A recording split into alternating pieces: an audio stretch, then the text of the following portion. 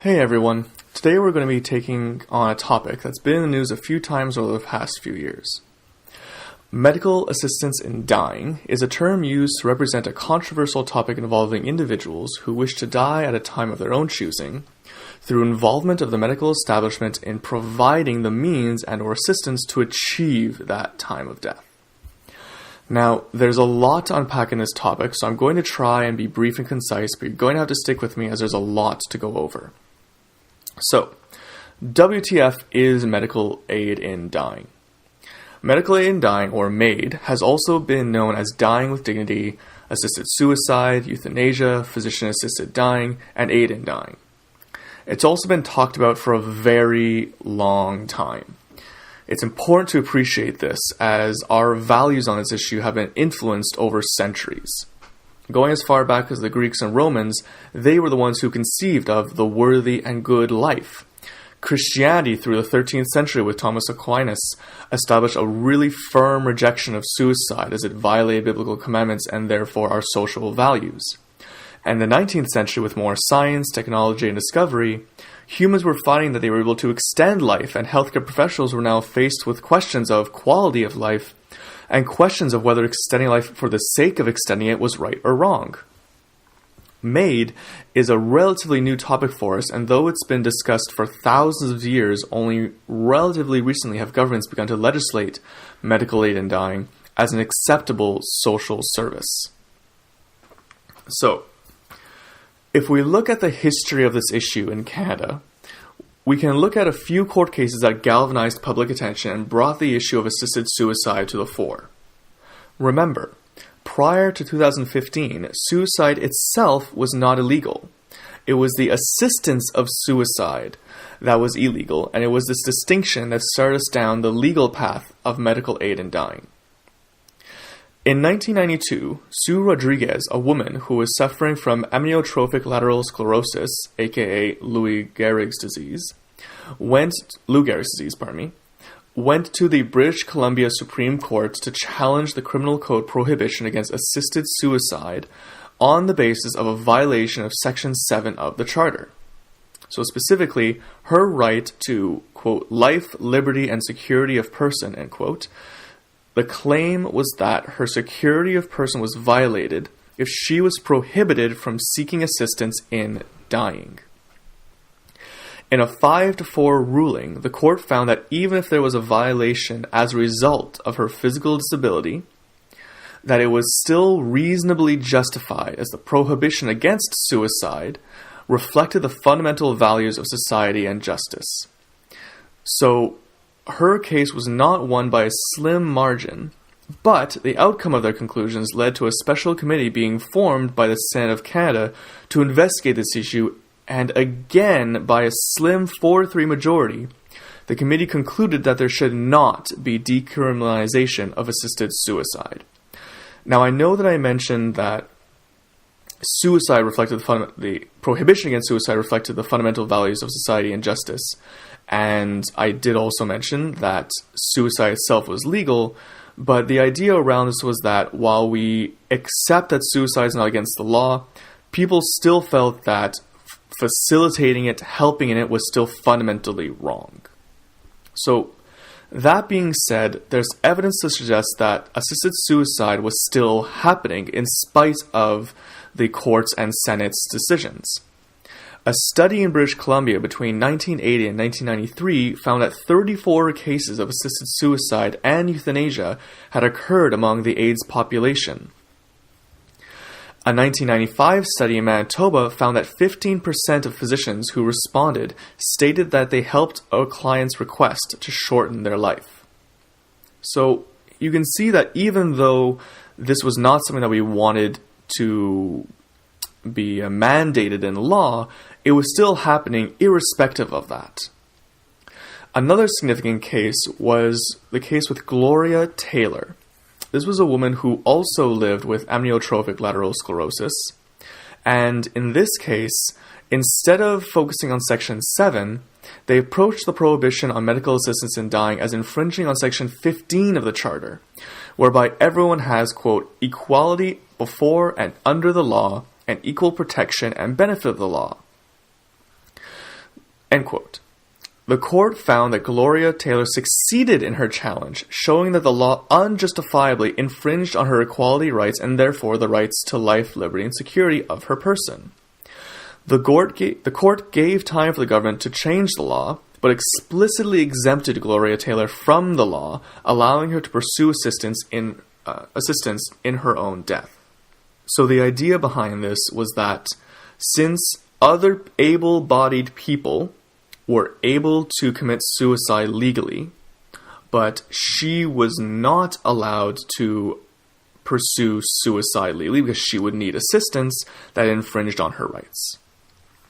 So in 2009, Quebec created a committee to investigate the issue, which eventually led to Quebec government passing a law in June 2014, 5 years later, that with certain restrictions allowed assisted suicide.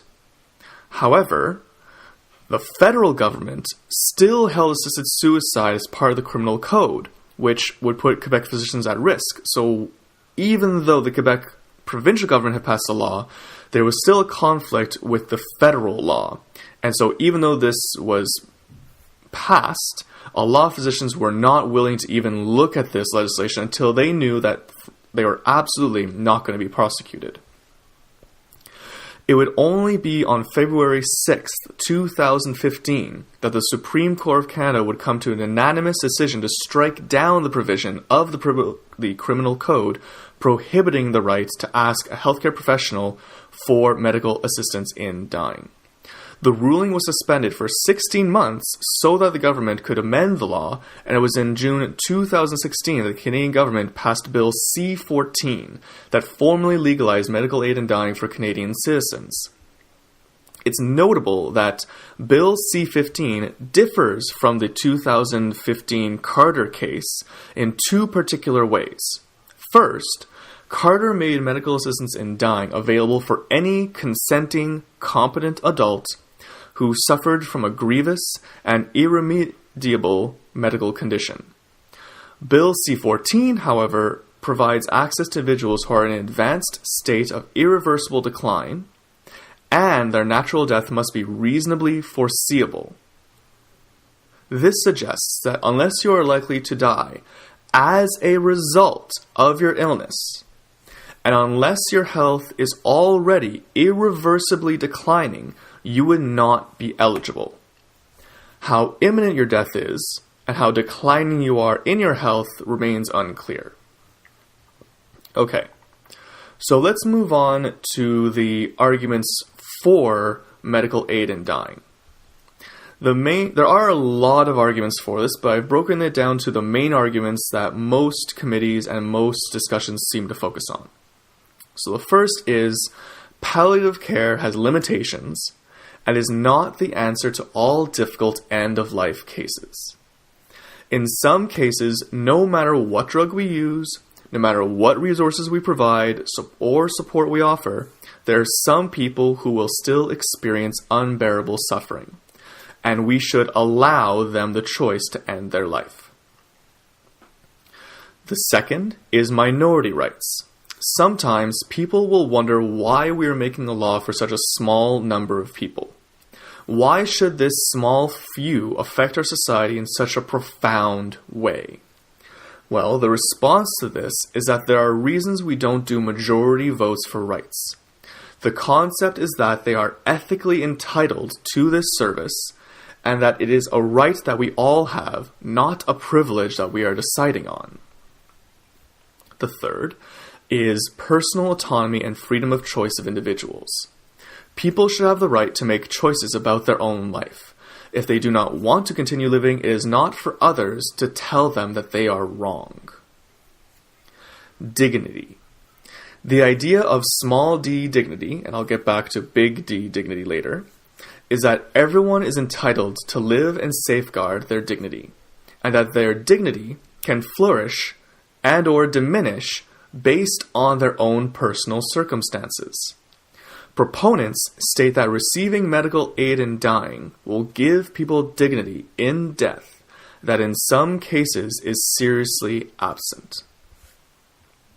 Next, we have that, at least in Canada, the law violates Section 15 of the Charter because able-bodied people can commit suicide, but those with physical limitations cannot.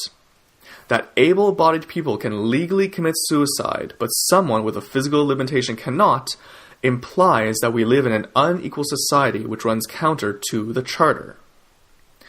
Next, recognition that assisted suicide takes place in spite of its illegality and has no controls. If assisted suicide is happening already, in spite of its illegality, we should instead legalize it and regulate it so it can happen in a controlled and safe manner. Lastly, the distinction between withholding or withdrawing treatment, which we consider acceptable, and assisted suicide does not stand up to moral scrutiny, as there is no significant difference between acts and omissions. Proponents of assisted suicide believe that there is no moral difference between removing a respirator and allowing a patient to die versus administering a drug that will have a patient die. They argue that the omission of a treatment is ethically the same as the act of a treatment, where in both instances the outcome is both the same and expected. If we are ethically willing to stop a treatment to allow death, so to prevent further suffering, why are we not willing to start a treatment to achieve death, so to prevent further suffering? This last one is particularly contentious, as a lot of people feel that there is a very significant moral difference between an act and omission, and proponents feel that there is no significant difference. Moving on, we're now going to talk about the arguments against medical assistance in dying. First and foremost, we have the idea of respecting life and killing is intrinsically wrong.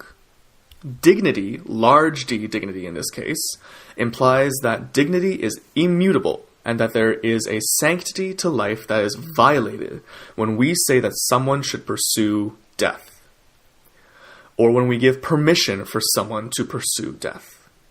Medical aid in dying would diminish that sanctity and our universal respect for life. The fundamental idea being that we should have respect for life even over personal autonomy. Second, people might pursue assisted suicide due to insufficient financial or institutional resources. It's fine to argue that people have autonomy and freedom of choice, but opponents bring up concerns about why people would pursue assisted suicide. What if they just don't have the money to live? What if it's because they can't access quality palliative care? What if it's because they don't want to be a burden to their family members? The claim is that we should not legalize assisted suicide until we can be certain that citizens can have access to all possible alternatives and options before they can choose to die. What about systemically marginalized groups? Aboriginals, people who live without homes. How can we protect them from being disproportionately selected for assisted suicide? How can we prevent abuse? Are the types of questions that, for this argument, opponents are very much looking for answers. Next, we have the slippery slope argument. Opponents grow concerned with the idea that if we legalize assisted suicide for adults, then we may also end up legalizing for others who should not have access. They bring up examples of children, people who are unable to make decisions for themselves for a variety of reasons, including mental illness, and the basic idea is if we start with this, which we now consider acceptable, we're eventually going to include other ideas that we should not consider acceptable. Last but not least, we have suicide is now easier than supporting palliative care. Now, it's well recognized that effective palliative care in Canada is not universal.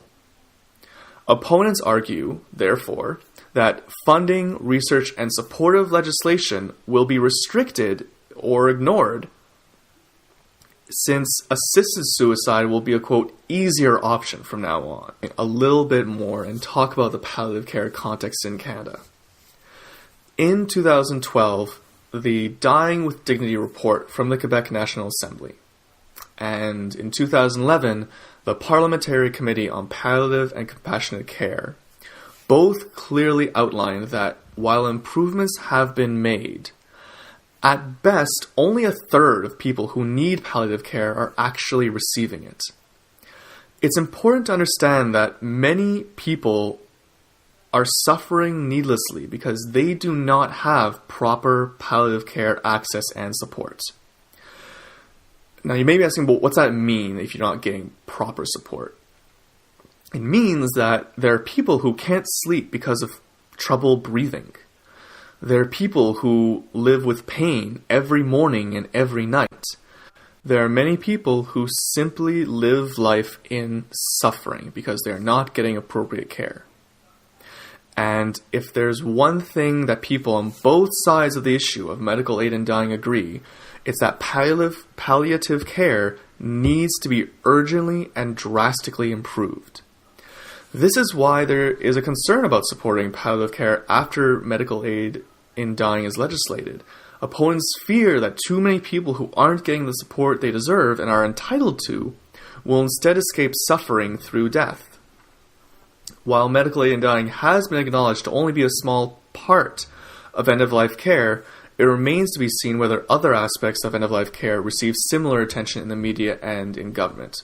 Though, to be fair, the governments, both federally and provincially, have acknowledged that while they are now allowing for medical aid in dying, it is essential that palliative care and end-of-life care be improved.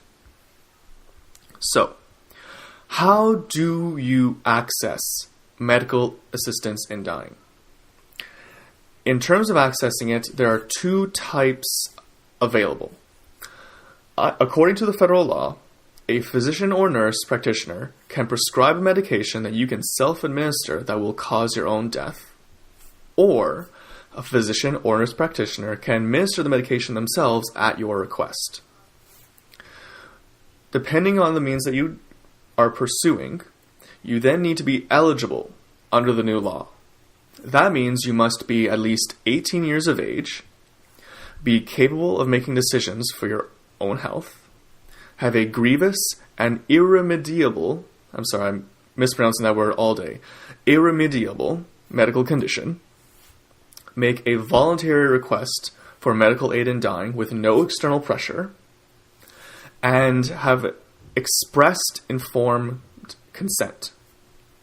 So just to be clear, a grievous and irremediable medical condition is having a serious and incurable illness, disease, or disability, and being in an advanced state of irreversible decline in capability, and experiencing enduring physical or psychological suffering due to the illness, disease, disability, or state of decline that is intolerable to the person and cannot be relieved in a manner that they consider acceptable, and where the person's natural death has become reasonably foreseeable, taking into account all of their medical circumstances without requiring a specific prognosis as to the length of time the person has left to live. It's important to note that this means you cannot ask for advanced consent. For example, let's say that I have a diagnosis of Alzheimer's, and I would like to ask for medical aid in dying at some point in the future when I am no longer competent. I cannot do this. An individual needs to be of sound mind to request medical aid in dying, and it's likely that when I qualify for the advanced state of irreversible decline in capability from my Alzheimer's, that I will not be of sound mind to consent.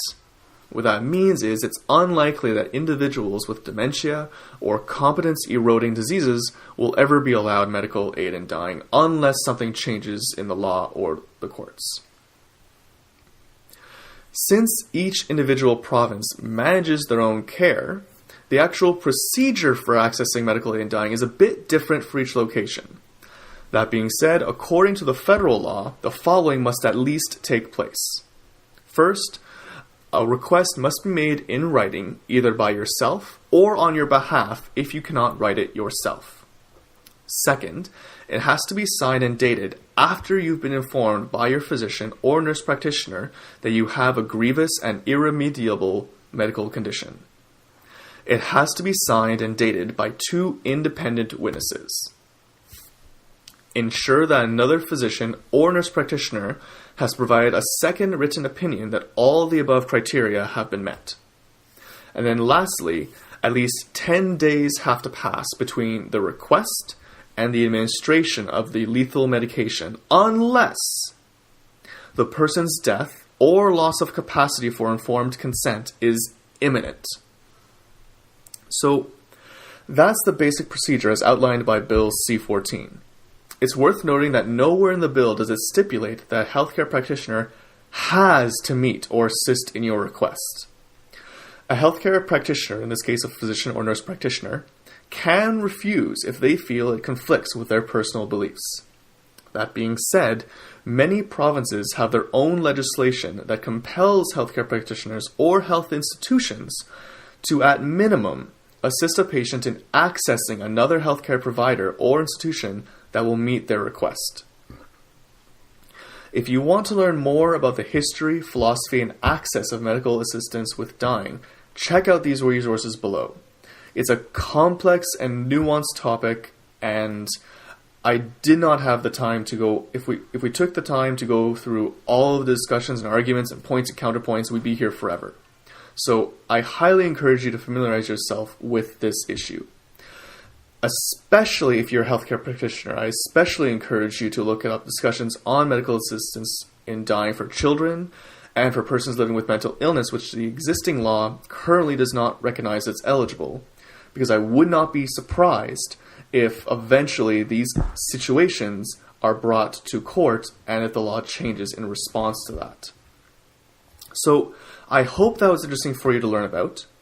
I think it's appropriate to say that whether you are for or against medical aid in dying, everyone agrees that people should die with dignity and without suffering.